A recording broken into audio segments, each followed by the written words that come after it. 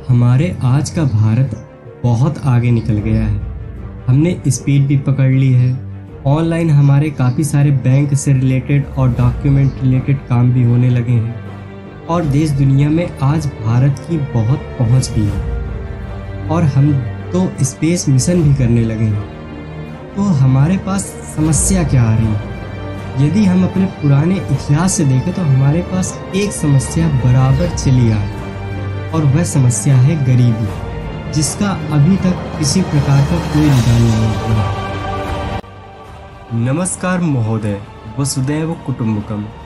गरीबी एक भारत की जटिल समस्या है। सभी बिल, योजना, कानून, नियम, बंधन और भी बहुत कुछ, सब कुछ सरकार सिर्फ गरीबों के लिए ही बनाती है।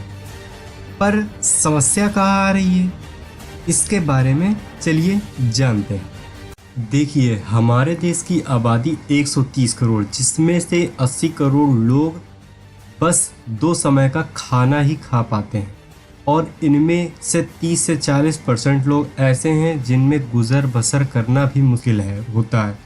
पर हम कभी यह नहीं सोचते कि सरकार सभी कुछ हमारे आपके लिए ही कर रही है, फिर भी समस्या आखिर क्यों आ रही है।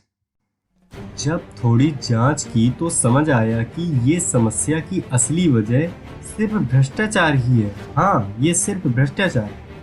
आपको यह एग्जाम्पल से बताता हूँ। आपने अपना आधार कार्ड बनवाया, आपने सभी जानकारी सही भरी, फिर भी करेक्शन आ जाता है। जब आधार कार्ड बनवाते हैं तब 50 रुपये लगा, जब आधार कार्ड को सही कराया फिर 50 रुपये लगा, जब आधार कार्ड आया तो क्या पता 200 रुपये लग जाए। और ये अभी नहीं, ये लगातार ही चला आ रहा है। यदि आप उदाहरण के तौर पर आपको एक और एग्जाम्पल दूँ तो आप समझेंगे कि आपके गांव का प्रधान से आपने अपने लिए कॉलोनी के लिए एक फॉर्म भरवाया, उस फॉर्म के लिए आपने 100 रुपये दिए।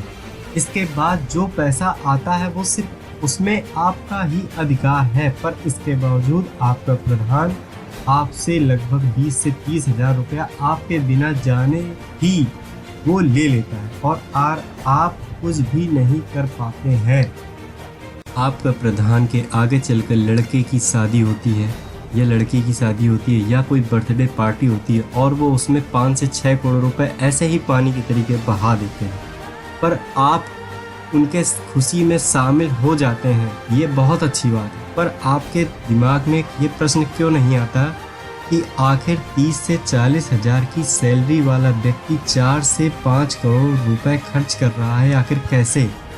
हमारा कहीं पैसा तो नहीं मारा जा रहा है, इस बारे में क्यों नहीं जानते? देश में घोटालों की संख्या तो बहुत ही ज़्यादा है। बोफोर्स घोटाला, सुकमा जमीन घोटाला, अगस्त वेंडेड घोटाला, ट्रैक्टर घोटाला, आदर्श सोसाइटी घोटाला, कारगिल घोटाला, ताबूत घोटाला, जीप घोटाला और बहुत सारे चारा घोटाला।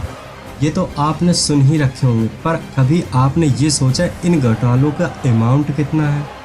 इन घोटालों का यदि अब आप अमाउंट करके देखेंगे तो आप ही सोच कर आश्चर्य में पड़ जाएंगे। आपकी गिनती ही खत्म हो जाएगी, इतना पैसा होता है इन घोटालों में जो भारत में है, पर कहाँ है कहीं किसी को कुछ भी मालूम नहीं। कुछ लोगों ने तो विदेश में ही जमा करवा दिया हुआ है। आपको ये भी सुनते मिल जाता होगा कि मैं एमपी का लड़का हूँ, एमएलए का लड़का हूँ, मैं सांसद का लड़का हूँ।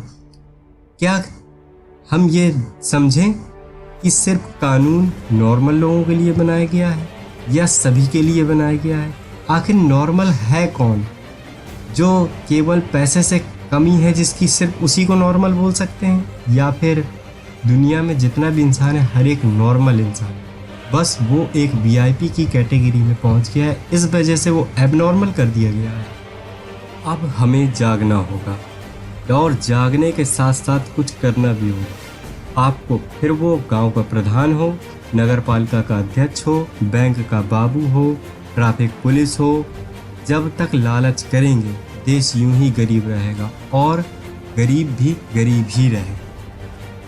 गलत को सहो मत, गलत को कहो मत और ना ही गलत कहीं होने दो। गरीबी शब्द को हटाना है तो किसी भी तरह भ्रष्टाचार को मिटाना ही पड़ेगा।